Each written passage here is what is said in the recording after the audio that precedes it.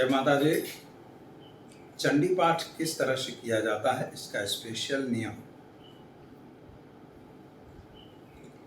जय माता जी।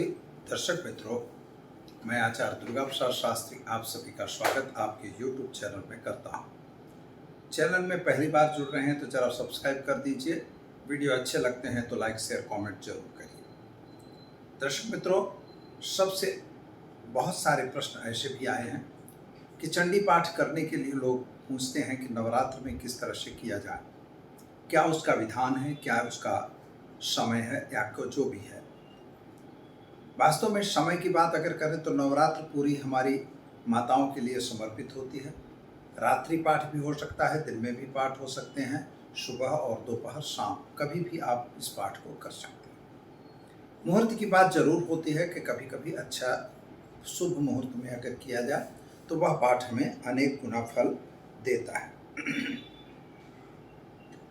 नियम के हिसाब से न अति शीघ्र ही बहुत जल्दी जल्दी पाठ नहीं करना चाहिए, न बहुत धीरे से करना चाहिए, न गा के करना चाहिए, न चिल्ला के करना चाहिए। यानी बड़े जोर जोर से भी पाठ नहीं होता, शांति से सामान्य जो ओंठ है अपना ओंठ हिलता रहे, सामान्य पास में कोई बैठा है वह सुनता रहे। इससे ज़्यादा लंबे आवाज़ों में पाठ नहीं किया जाना चाहिए। पाठ की पुस्तक अपने हाथ में मत रखिए, उसको किसी पटिया पर या किसी वस्तु पे या रहल पे रख के आप पाठ कर सकते हैं। स्वलिखित पुस्तक का पाठ नहीं किया जाता। अगर आपने किसी पुस्तक को लिखा है तो उसी पुस्तक को लेके आपको पाठ नहीं करना चाहिए। तीसरी बात है कि मौखिक पाठ, कितने लोगों को चंडी पाठ मुंह पे है, तो मुंह जबानी पाठ होते हुए भी आपको मुंह जबानी पाठ नहीं करना चाहिए, क्योंकि कहीं एकाध भी मिस्टेक हो गई तो वह नुकसान देता है। इसलिए किताब में पुस्तक में देखकर ही पाठ करना चाहिए। पवित्रीकरण करना, पवित्रीकरण करके आसन को शुद्धिकरण करना, शुद्धिकरण करके उत्तर विमुख या पूर्व विमुख आपको बैठना चाहिए।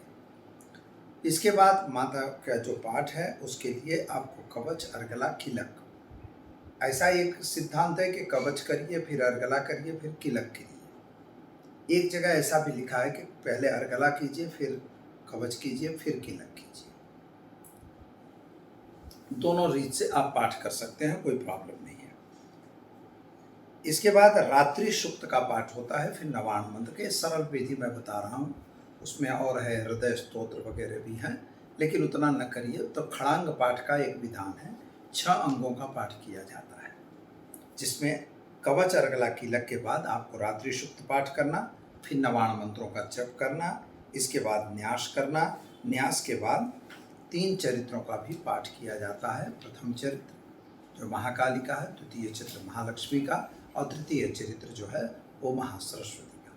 इनका पूरा पाठ आप व्यक्ति कीजिए। इसके बाद जैसे पाठ पूरा हो जाता है चरित्र पाठ, इसके बाद देवी सूक्त का पाठ कीजिए, फिर नवाण मंत्र का भी पाठ करिए। नवाण मंत्र के जप करने के बाद प्राधान्यक रहस्य, वैकृतिक रहस्य और प्राकृतिक रहस्य, ये तीनों रहस्यों का पाठ किया जाता है और कुंजिका पाठ भी किया जाता है। इसके बाद आपको क्षमा याचना करनी चाहिए। कहीं कहीं पर मित्रों, जैसे आप एक जो 3 चरित्र पाठ करते हैं, वैकृतिक रहस्य, प्राधानिक रहस्य या प्राकृतिक रहस्य, तो उसके पहले भी कुंजिका पाठ करने का विधान दिया हुआ है। वहाँ भी अगर आप करते हैं तो वह पाठ भी संपुटित पाठ हो जाता है, जो उचित होता है। कहा हुआ है कि सकामं चंडी संपुटम जपेत। अगर आपकी कोई विशिष्ट इच्छाएं हैं तो उस इच्छा के लिए आपको चंडी का संपुट पाठ करना चाहिए। संपुट पाठ क्या होता है इसके बारे में भी हम आपको बताएंगे। तो संपुट पाठ जो है वह सामान्य रूप से वह पाठ होता है कि जैसे एक मंत्र आगे, एक श्लोक पीछे, और बीच में एक श्लोक जो चंडी पाठ का है वह, जैसे सावर्णी सूर्यतनो जो मनुकथ देष्टमा, इसके पहले वो पाइंग ह्रीं क्लीं चामुंडा विचय लगाइए, फिर सावर्णी सूर्यतनो जो मनुकथ देष्टमा, इसके बाद ऐं ह्रीं क्लीं चामुंडा विचय, ऐं ह्रीं क्लीं चामुंडा विचय 2 बार बोलिए, फिर आगे का श्लोक बोलिए। इस तरह से जो किया जाता है वह संपुटित पाठ है। कभी कभी एक ही श्लोक का पाठ किया जाता है संपुट में, वह पल्लव संपुटित पाठ कहा जाता है। तो दर्शक मित्रों, इस तरह से आप चंडी पाठ कीजिए और चंडी पाठ करके माँ भगवती की कृपा प्राप्त कर सकते हैं और जीवन में आप आगे बढ़ सकते हैं। तो दीजिए आचार्य दुर्गा प्रसाद शास्त्री को इजाजत। नमस्कार।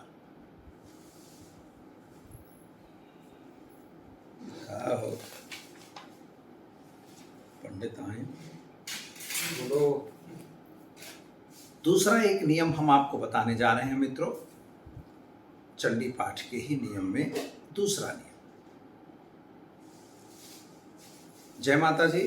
दर्शक मित्रों, अगर चंडी पाठ आपको पूरे नवरात्र के दरमियान करना है तो किस तरह से पाठ किया जाएगा, इसकी एक विधि है, जो शास्त्रोक्त विधि है, उसका आप प्रयोग कर सकते हैं। प्रथम दिन कवच अर्गला कीलक का पाठ तो होता ही है, नवाण मंत्र वगैरह रोज करना पड़ता है, और इसके बाद आपको वैकृतिक प्राधानिक रहस्य वगैरह भी करना होना चाहिए, ऐसा नियम भी है। मान लीजिए यह भी टाइम हमारे पास नहीं है तो प्रथम दिन आप कवच अर्गला कीलक कीजिए, नवाण मंत्र का पाठ कीजिए, और इसके बाद पूरा पाठ अगर नहीं हो सकता तो आपको क्या करना होगा, तो प्रथम दिन प्रथम अध्याय का पाठ करना चाहिए, जिसे हम प्रथम चरित्र भी कहते हैं। इसके बाद आपको दूसरे दिन द्वितीय अध्याय का पाठ करना चाहिए। तीसरे दिन आपको चौथे अध्याय का पाठ करना चाहिए, और चौथे दिन आपको चौथे अध्याय का पाठ करना चाहिए। इसके साथ 5, 6 और 7 अध्याय और 8 अध्याय का पाठ करना चाहिए। यानी आपको चौथे दिन जो है 5, 6, 7 और 8 अध्याय के साथ 4, 5, 6, 7, 8 अध्यायों का पाठ करना चाहिए। पांचवें दिन जो है वह आपको आगे के 9 और 10 अध्याय का पाठ करना चाहिए, और छठे दिन जो है 11वें अध्याय का, 7वें दिन जो है 12 और 13 अध्याय का पाठ करना चाहिए। इस तरह से अगर आप पाठ करते हैं तो वह पूरा पाठ गिना जाएगा कि आपने 9 दिन में एक पाठ पूरा कर लिया है। लेकिन इनके क्रमों को ध्यान जरूर रखना होगा। इसके बाद पाठ करने के बाद आपको क्या करना है कि ये कवच जो प्राधानिक रहस्य, वैकृतिक रहस्य, इनका भी पाठ करना, देवी सूक्त का भी पाठ करना, और क्षमा याचना जरूर करना। अगर टाइम होता है तो रात्रि सूक्त, नवाण मंत्र, फिर एक अध्याय का पाठ, इसके बाद आपको देवी सूक्त और नवाण मंत्र का पाठ और कुंजिका पाठ भी हो सके तो करना चाहिए। ऐसा करने से आपका, मगर समय नहीं है तो आप इस तरह से भी चंडी पाठ कर सकते हैं। तो दर्शक मित्रों, वीडियो कैसा लगा? अगर अच्छा लगा तो इसे लाइक, शेयर, कमेंट जरूर करिए, और दीजिए आचार्य दुर्गा प्रसाद शास्त्री को इजाज़त। नमस्कार।